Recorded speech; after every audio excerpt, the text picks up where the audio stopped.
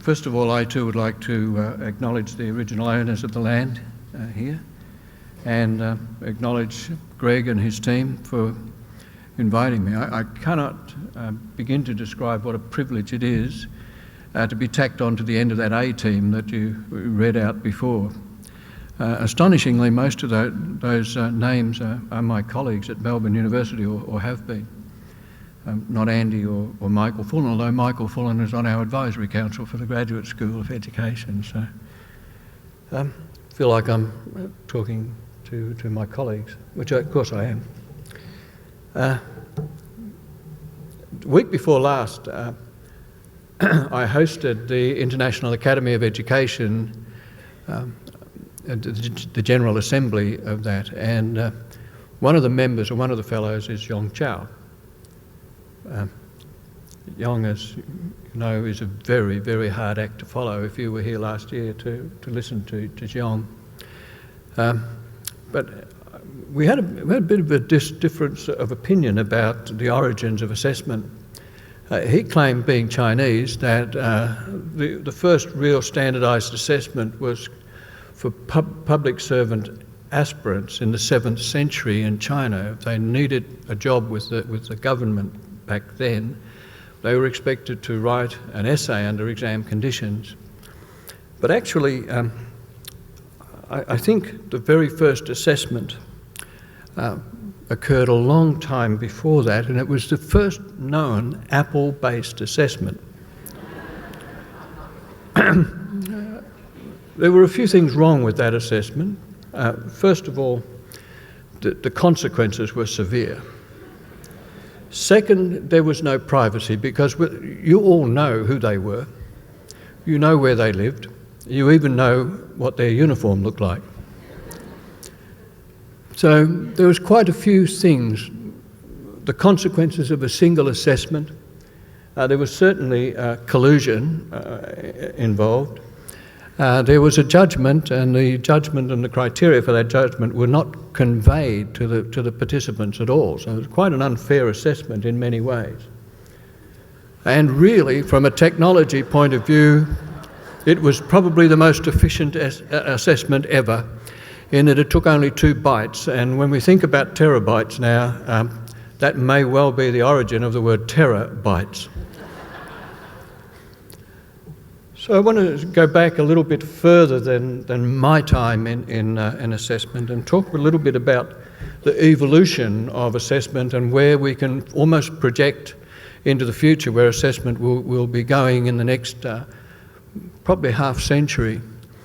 These names of Thurstone, Thorndike, Galton, Wundt, Crumbach and so on were all psychologists. They were not teachers.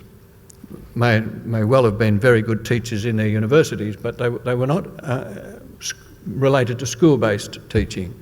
They were fascinated by the idea of intelligence. How do we measure it? How do we describe it? How do we understand it? And how could we manipulate it? And because of the psychological background there, we have this bell curve, and its dominance in education, lasting from the middle of the last century, or further back, the century before that, about 150, 160 years of history of psychological measurement, leading to a profession for which I belong, called psychometrics or psychometricians. Not so much emphasis on the psycho, but you have to be slightly mad to be involved in it. But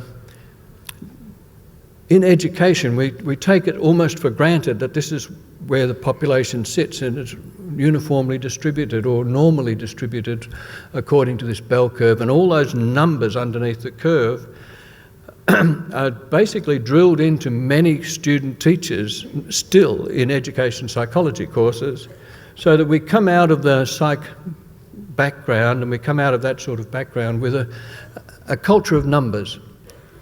And from a teaching point of view, in the classroom, a number is next to useless. From a teacher's point of view, what a 25 means is a mystery. We know it's less than 26, and it's more than 24. And we don't know much more than that. And what our Naplan structure does is give every teacher in every school a number and says, do better. And that's the end of the command and the end of the advice, is to look at the only way to make sense of one number is to look at another number and compare it. Now, Dewey had a really, really good idea. And part of John Dewey's legacy in the field of assessment is his story about how the Connecticut farmers in the United States, Connecticut being his home state, how the Connecticut farmers determined the weight of a pig. What they did was they set a beam over a rock and a fulcrum, and on one end of the beam they tied the pig. On the other end of the beam they piled up rocks to end up getting the beam horizontal. And then they would all withdraw and have a little bit of a discussion and try to guess what was the weight of the rocks. That is, you're a bit slow. That's been corrupted. That story has been corrupted in testing, and we often hear the criticism of testing: it doesn't matter how many times you weigh a pig, it doesn't get any heavier. And this is, of course, no matter how many times you test the kids, they don't get any smarter. Well, there's some practicing schools that on Naplan that actually don't follow that. But two of those giants of educational measurement, Fred Lord from Educational Testing Services in Princeton on the left, and George Rasch, a Danish mathematician, have made contributions to education assessment that has taken the whole field of large-scale assessment into totally new areas of scientific rigour.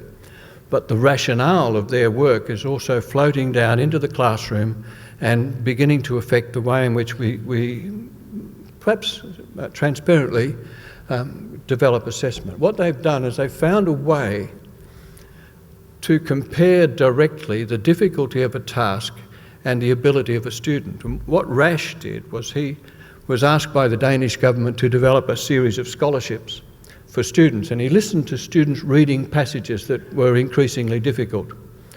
And he jotted down the number or the nature of the errors that each student made.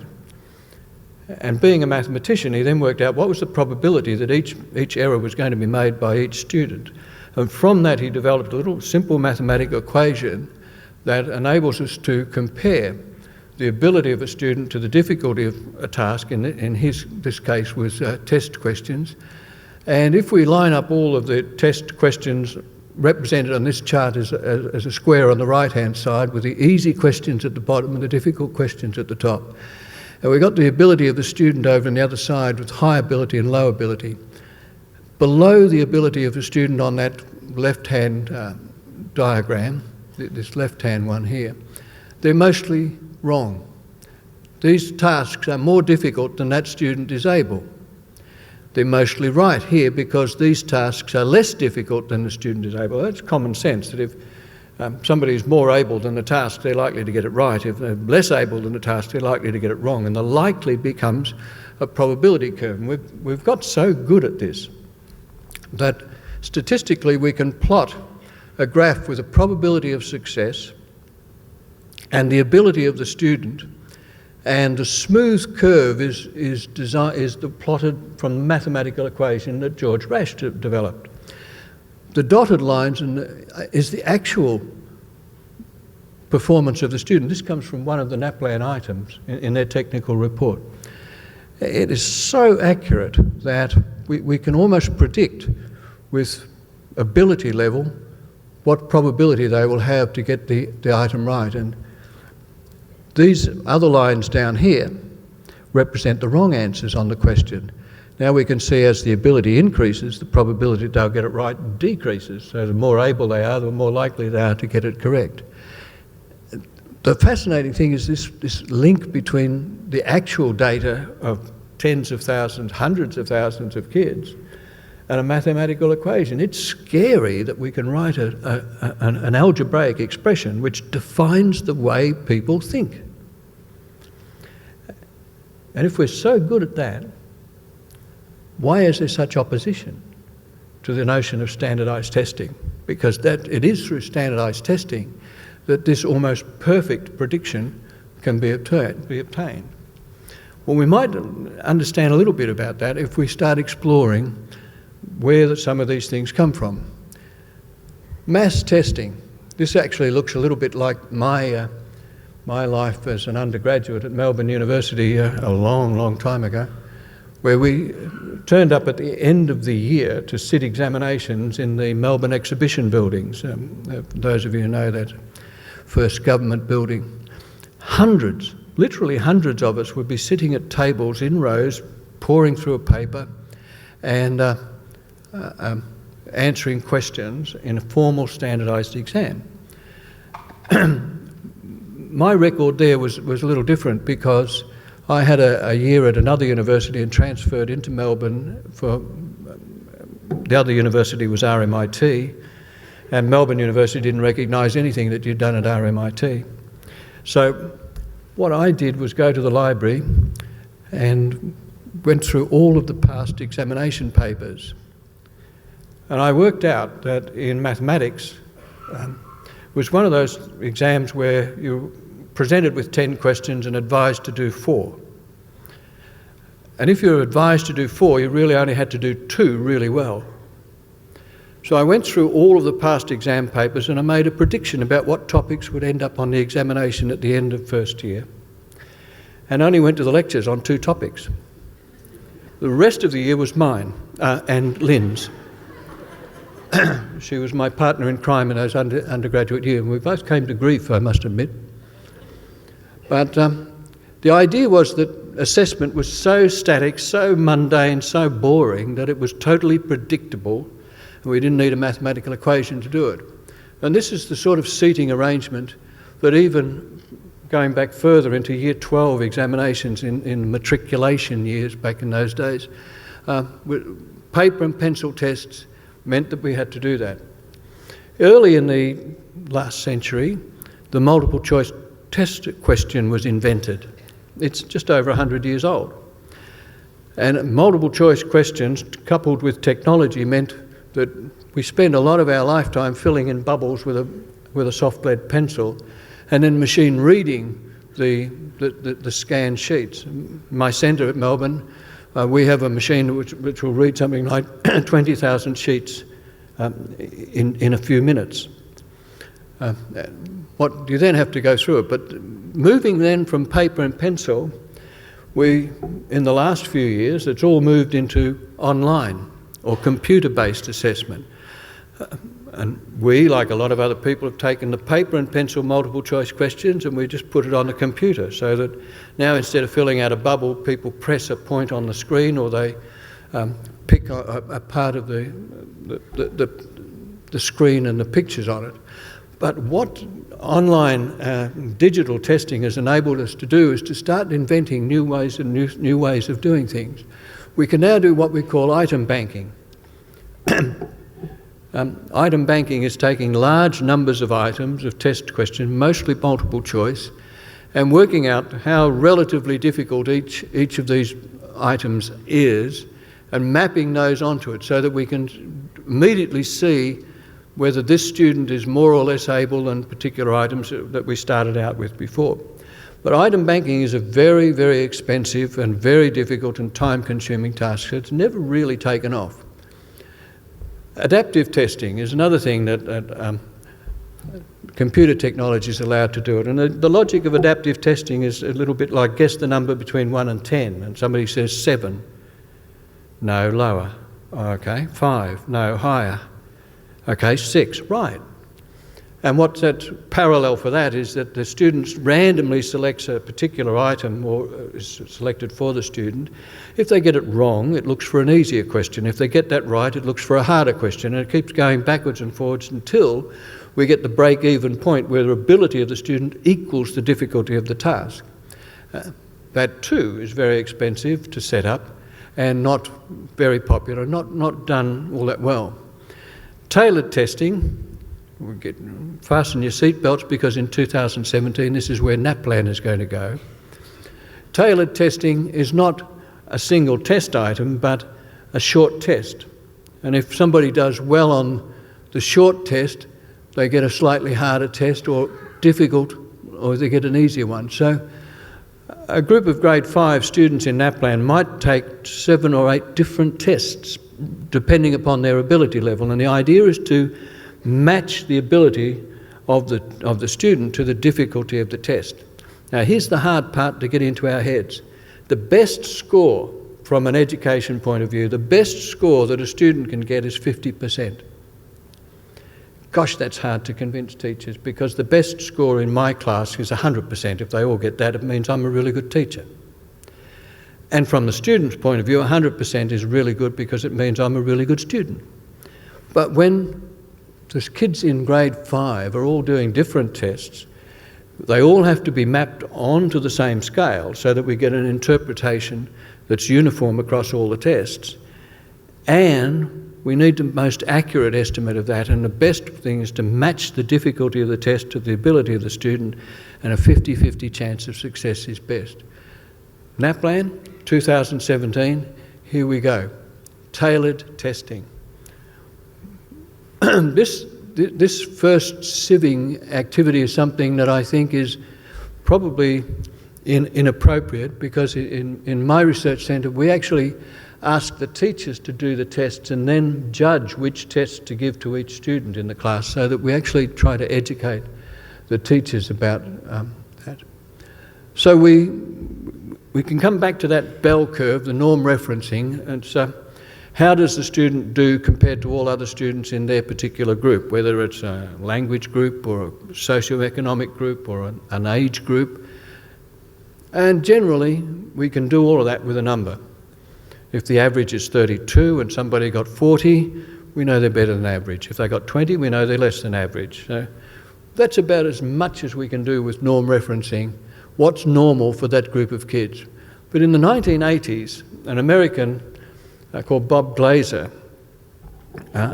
said that really what we need to be able to do is to interpret a student's ability not from the number of questions they get correct, but from the nature of the questions they get correct, and from the skills that they can demonstrate, not the relative proportion of items. So he developed what was meant by criterion referencing. I wrote to Bob Glaser a few years ago and asked him, could we just define a criterion? And we agreed that a criterion would be a threshold, that as you pass through that threshold, you change your status a little bit. And he defined criterion referencing of the development of procedures whereby we can monitor the development of proficiency through stages of increasing competence.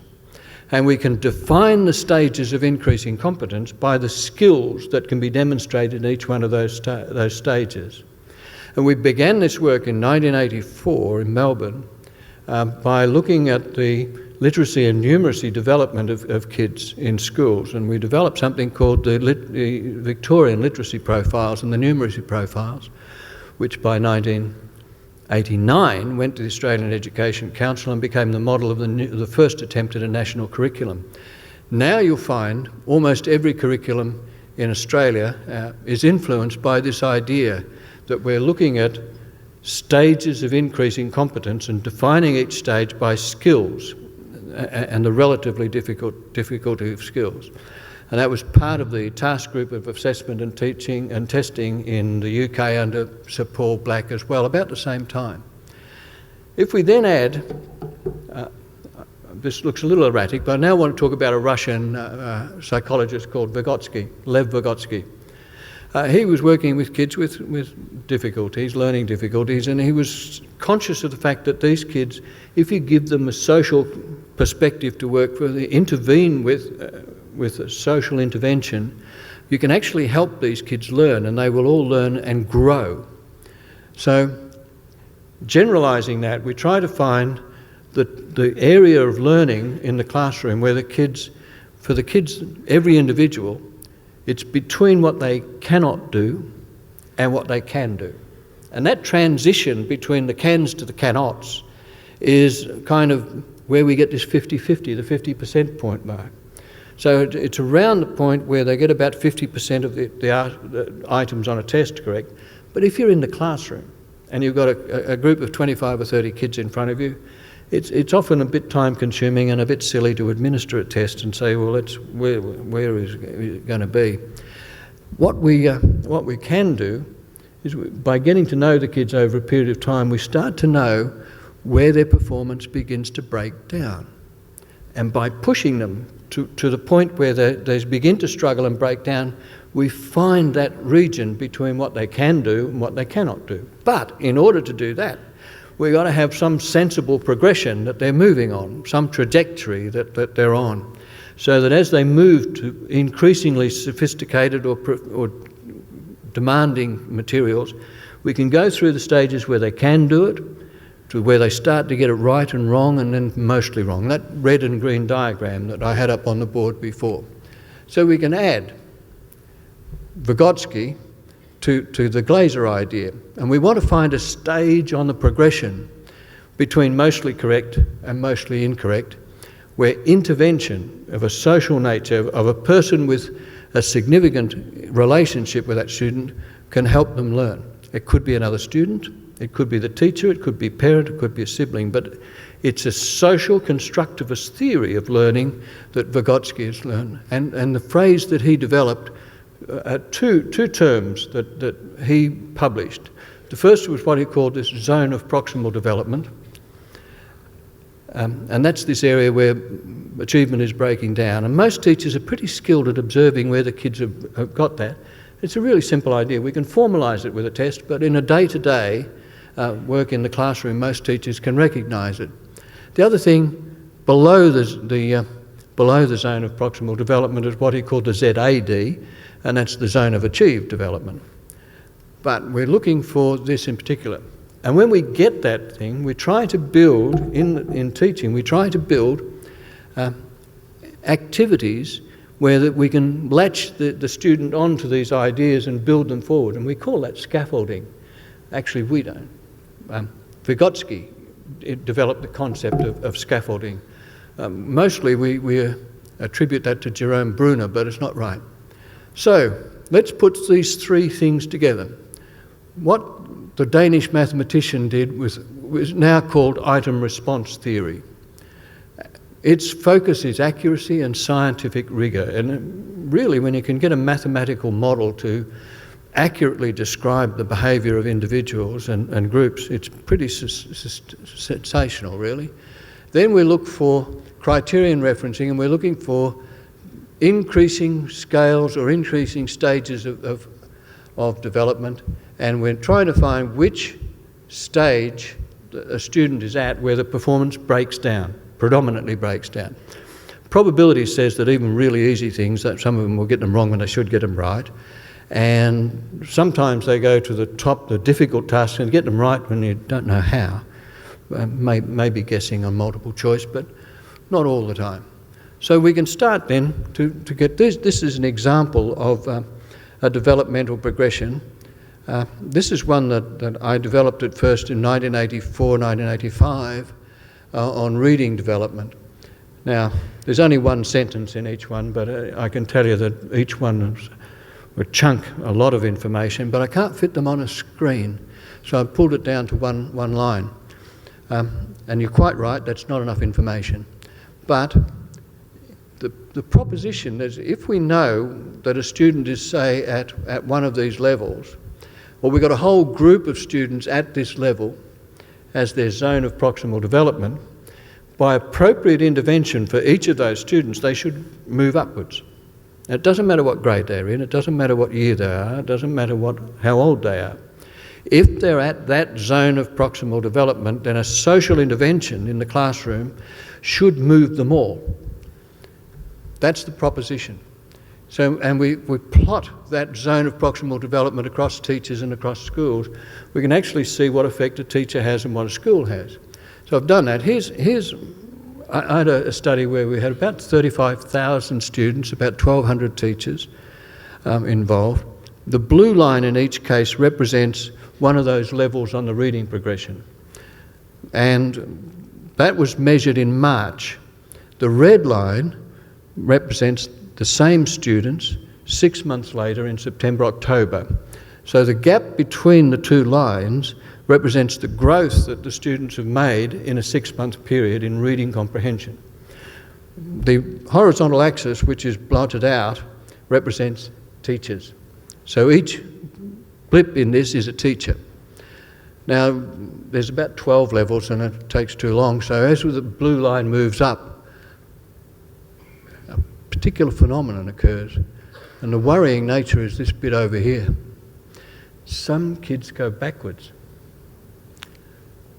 So, we seem to have a situation where in our schools, almost nationally, we're stressing and emphasising quite correctly that we need to identify the kids who are at risk because we've got to build them up. But at the same time, we're lowering the gaze of the teachers and the schools to that bottom 10%, for which schools are held accountable with Naplan and by governments, that they are held accountable for those who fail to reach a minimum level of competence or the minimum stage of development. Nobody is held accountable for the kids at the top of the distribution or the kids at high proficiency. And our new at-risk group of students is the high-capacity students who, for want of a better word, are neglected in our schools. Why? They're okay. Not worried about them. They can learn anyway. Some teachers feel a bit threatened by really capable kids. I can tell you, if you feel threatened by a grade 6 kids, come and try teaching at a PhD level. Academics get pretty used to being the less able of the pair of people that they're working with. So what is difficult is organising the class so that every kid at each level on those progressions in the class gets intervention, because every kid is at one of those stages of development and every student has a zone of proximal development and every student can move if we can intervene at that zone of proximal development. So, this one worried me. Our grade 5 kids have reached their limit. God help us.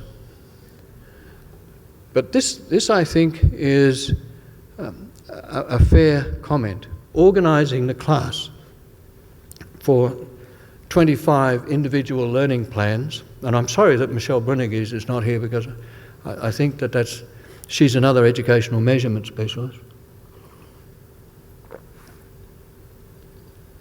Having worked in this area now since the mid-1980s, I have never seen a class with more than 4 or 5 instructional groups in it.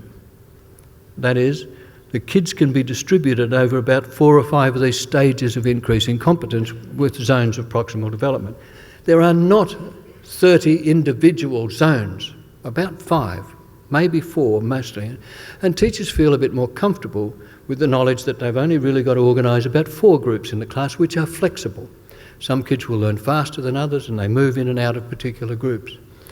But we don't know sometimes how to help them.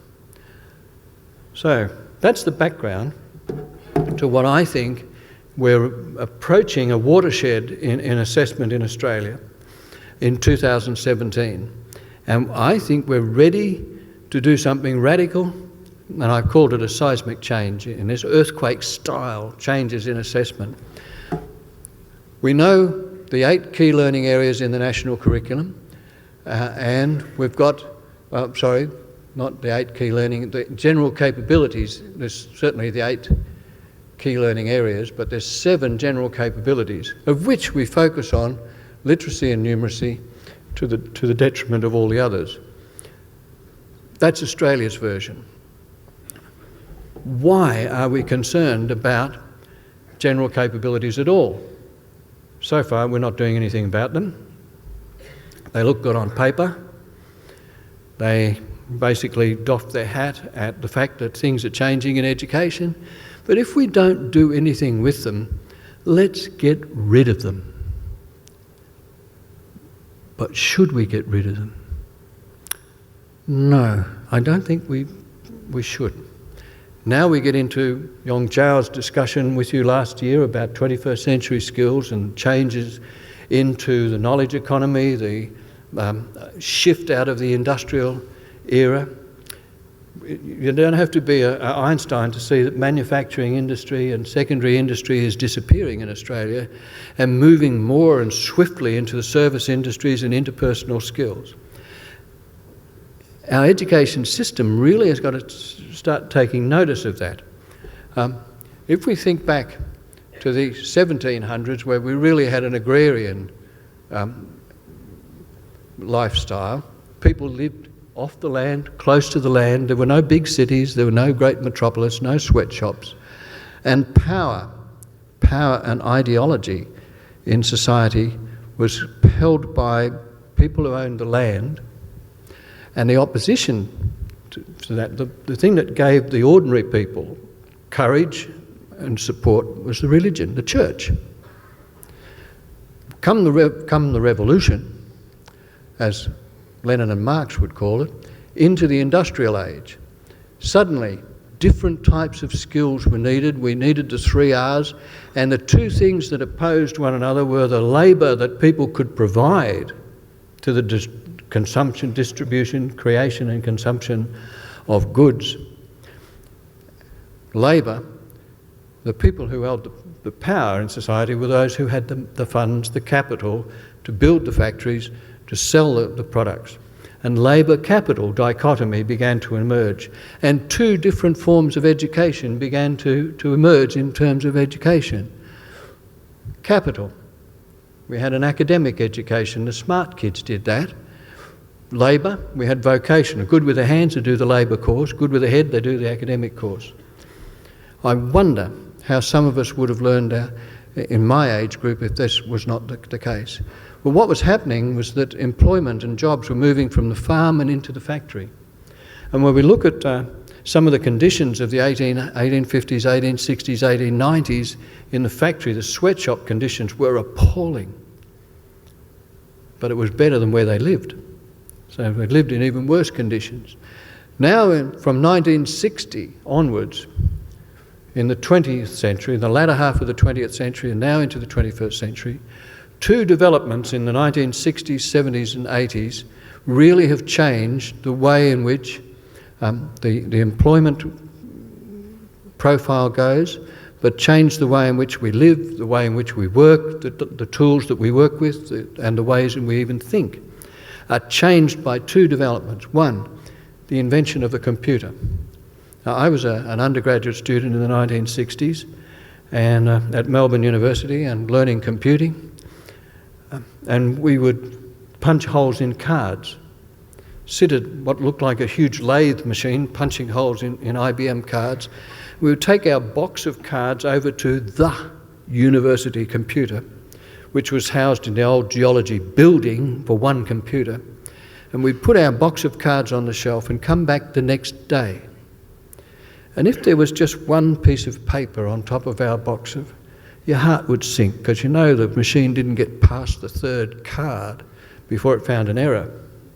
But if you saw a lump of paper like this and you, joy, it worked.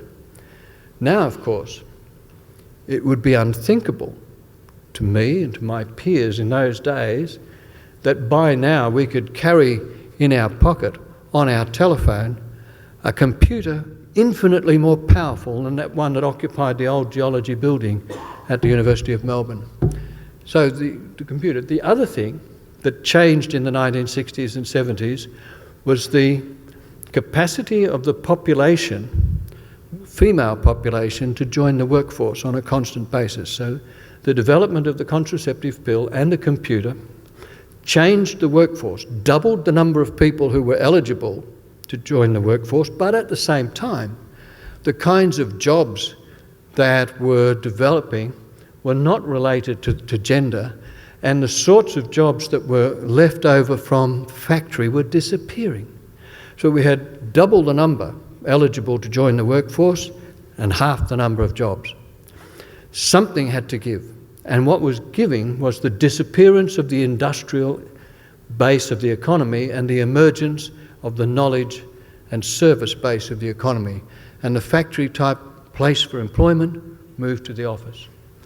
As we move forward from the office and the information age, what's two powerful things now. Information, the people who really control what we know, what we think, are the Ted Turners, believe it or not, the Rupert Murdochs, previously the Packers. They control the media, and the media controls what information we have. They, in effect, control our knowledge. And the opposition to that is a literate society, a critical, communicable, problem-solving, collaborative community. They're the 21st century skills, and that's the reason why it's so important that we start to think about those particular skills in our curriculum and we start to empower our society. Just as we could say, I'm not going to go to work and I'm not going to produce or give you my labour, I want to be able to challenge the information flow. In the industrial era, three kinds of occupations. There were those that produced products, occupations responsible for the distribution of products, and occupations that were based upon the consumption of products, retail industry. In an information age, there are occupations that produce information, occupations that distribute information, and occupations that consume information. So the product going from the widget to the word. And as we move more from that, more and more people will enter a new age, pretty soon probably, on sort of technology. At the end of 2008, three big corporations, Cisco, Intel and Microsoft, funded a project which to look at 21st century skills. What were they, and how could we begin to develop and respond to that? Now, at the time, my colleague Barry McGaw, who used to be head of ACARA, he headed up this project called the Assessment and Teaching of 21st Century Skills, ATC21S. It's a rotten logo, but I can't get rid of it now. And they held a three-day workshop in San Diego in California with about 250 academics from the American Education Research Association conference. And they defined the 21st century curriculum as new forms of knowledge, new skills, attitudes, values and ethics that needed to be taken into advance. And the ways in which thinking was affected by technology, the ways of working, tools for working and just living in a technological world were all affected by this technology change in the later half of the previous century. Schoolrooms needed to change. I think that looks like the school I went to. This is the school you're at now. And organisations, global consulting organisations, are starting to look at the sorts of skills that are needed for kids to transition from the classroom to the workplace. The workplace might be in their head. But Boston Consulting said, and this is a 2015 publication from Boston Consulting, we've got foundational literacies, which we're all familiar with, competencies, critical thinking, problem solving, communication, creativity and collaboration, the 4 C's, not the 3 R's, and the character qualities that are needed to make this transition from the factory to the office to the internet. The intelligence unit of The Economist magazine studied 26 countries, 19 different business sectors, and they came to these conclusions. Problem solving, teams, communication are the skills that are going to be essential for people to survive that transition from the factory to the office, from the office to the internet. We need to be now thinking about how do we connect people over the internet, independent learning, and just a little bit of advertisement. Did anybody here do the MOOC on the assessment and teaching of 21st century skills? Stay tuned, it'll be run again early 2016.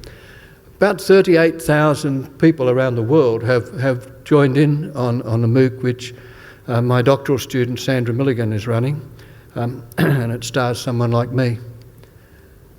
What we did was we took all of those things and we formed a team. Barry, for various reasons, had to quit the project, and he gave it to me to look after. And I didn't have much idea what to do, because nobody did, really, because we'd never done this before. So we made it up as we went along. We decided we'd connect critical thinking, problem solving, communication and collaboration, and we would call it collaborative problem solving. And we did that in January 2010. At the same time, representatives of Cisco, Intel and Microsoft started to lobby the OECD and started to lobby the International Education Association. They're the people who conduct the TIMSS assessment. And the OECD conducts the PISA assessment. How many of you had the PISA assessment in your schools this year and the students did collaborative problem solving? Anyone? One. That's probably a fair sample. That's unusual to have this many people and not have anyone involved in the PISA study. But 2010, we basically invented the term. By 2015, PISA was testing it in up to 69 countries around the world. But we said collaboration involves humans with humans. PISA, it's humans with computers. Maybe that's futuristic. They don't need to be in the same country. Some couple of years ago, I was in Singapore. My colleague was in Melbourne. We collaboratively solved the problem via the internet. I had to confess that my phone was open on the lectern all the time because I didn't trust the technology, and that's why PISA has gone the way they have. We can do it now by automatically watching what the kids are doing, every move they make, every breath they take, and we capture all of that in a activity log file in the background. And then we've written something like 380 algorithms searching through that log file for evidence of the kids' thinking patterns as they solve the problems independently. We know whether it's student A or student B. And we can identify the social and the cognitive skills being developed by the students and demonstrated by the students as they collaboratively solve problems, which is basically they're playing games. It's an interesting test because no matter how long we give them, when we shut down the testing period, there are always protests that they want more. And what test have you ever seen have that effect on kids? It has an even greater effect on their teachers who also want to play, and school principals.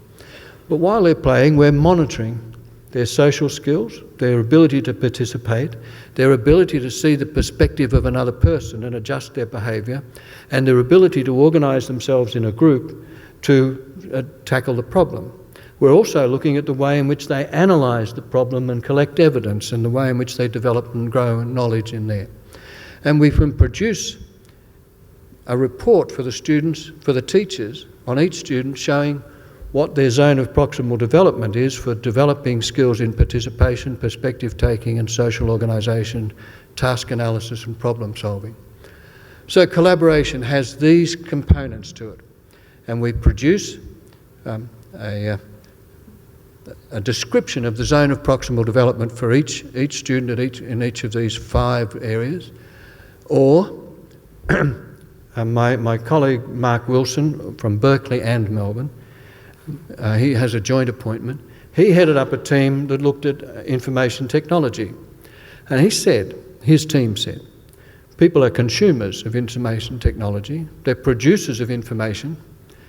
Acting together as a group, collaborative, they develop a social cohesion in the group, or the social capital. And then as they begin to learn as a group, they develop the intellectual capital of the group. And that is a seismic shift in the ideas behind information ICT in schools. Consumer, producer, social and intellectual capital development. And this became the notion of the assessment and teaching of 21st century skills. OECD and PISA 2015. In 2017, the United States has decided to measure collaborative problem solving as part of their National Assessment of Education Progress, and myself and a couple of other Australians are the lead advisors for the Americans to do that. It's such a shame that we can't budge the people on the 10th floor in Pitt Street to do something similar. So we're really introducing and coming into a new era. We can go beyond multiple choice testing. We don't need them anymore, because if we have even a multiple choice question on a computer screen, we map where the cursor floats and how long it takes hovers in a particular area, and we can interpret the way the kids are thinking as they go about reading the task, thinking about solving the problem. So we can enrich even a multiple choice question. We can measure. We now know how to measure collaborative problem solving and collaboration. We know how to get an estimate of the intellectual capital of groups and the social capital of groups. We can develop things about curiosity, of where their perspective is, and their communication. So these are massive, massive changes in the technology that's available for assessment, and if we can link that to a zone of proximal development, then we've got the very information we need to improve every student. Now let's look at Naplan.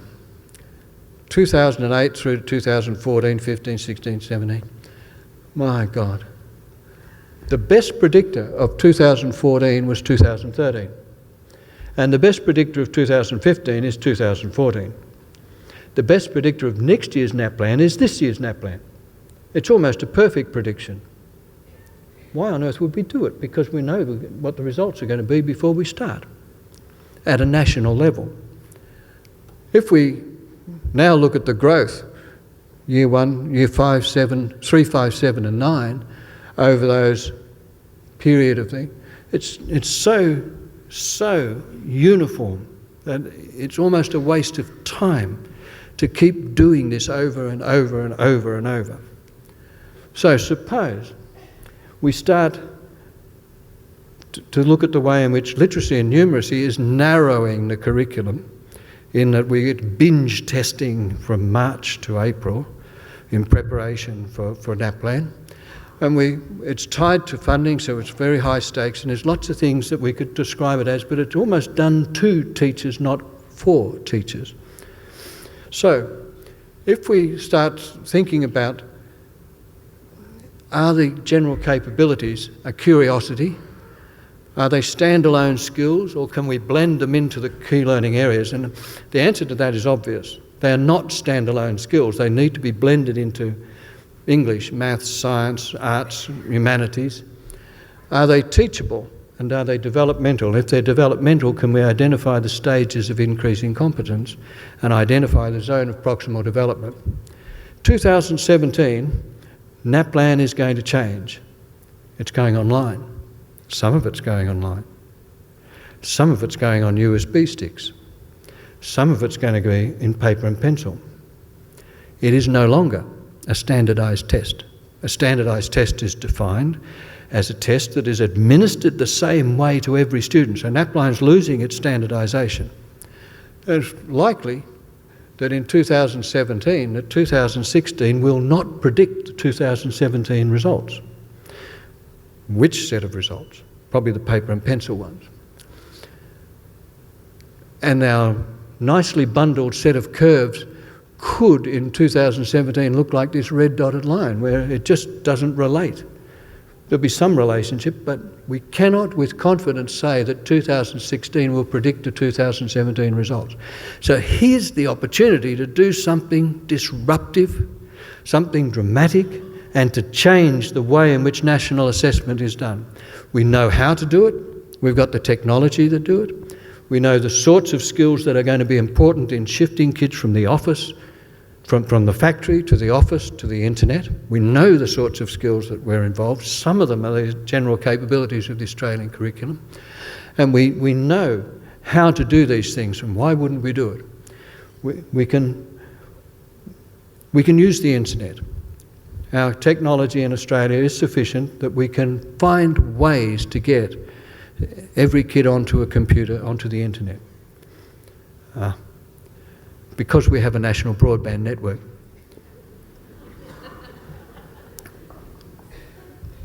Wouldn't it be wonderful if we decided as a system of a country of education, we said we demand a national broadband network so that our country can be educated adequately? Because that's the essential part of it, and we need to start getting in touch with Malcolm Turnbull and saying, well, get on with it. We need a national bandwidth network everywhere, and there's some movement for that area. But we need them to be looking at collaborative skills, critical thinking, creativity, communication, all of these skills. They're the skills that will enable, that will embellish the humanities, the arts, the physical education, the health, the maths and the reading, and enable that shift from the factory to the office to the internet. And if we don't, we get kids an education that locks them into the factory, there's no factory. They're gone. So we need different styles of reports. This is the idea on the left-hand side over here, where the black mark indicates the zone of proximal development, and every student gets, from our ATC 21S project, every student gets what we call the rocket report. And it tells the teacher this is what the student is ready to learn. We tell the teacher where every student in the class has reached on the developmental progression. And you don't have to be a rocket scientist to see that teaching these kids is very different to teaching the kids on the short bar. So some reorganisation of the class needs to take place, and the practising pedagogy of classrooms must change. And the report that goes home shows where the student is in social and cognitive skill and describes the level reached of the students. So we're in a position, we know how to do the technology, we know what the assessment theory is, we're able to show that this has been done in 6 countries so far, in Finland, Netherlands, Singapore, Australia, Costa Rica, USA. We've been down into Chile, we've got the Chileans working through it. We're off to New Zealand in a few weeks' time to show that the New Zealanders. Then I'm off to Kazakhstan, to Russia and to China. I've had to cancel the trip to Seoul in Korea because I can't fit it in. But once we start showing, getting people to do the tasks and identify the relevance of them, something happens that turns people on like magic. Now here's the idea of a seismic shift in a systemic approach to assessment. We take a 6-year cycle. The numbers down the left-hand side, 1 to 5, and there's a 6 right down underneath. Year 1, we take the full cohort. We don't change it. Start with where we're at, which is the rhetoric of teaching. Now with rhetoric of education system, we start where we're at. We'll take the full cohort in literacy and numeracy, and we'll just repeat the 2017 analysis. But let's add science to that. But not every kid, just a sample.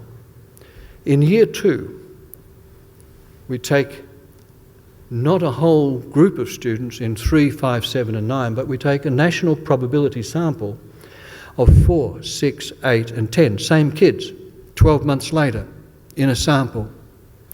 In year 1 we can also notice and we can also identify the schools that are struggling, and we can put support into those schools.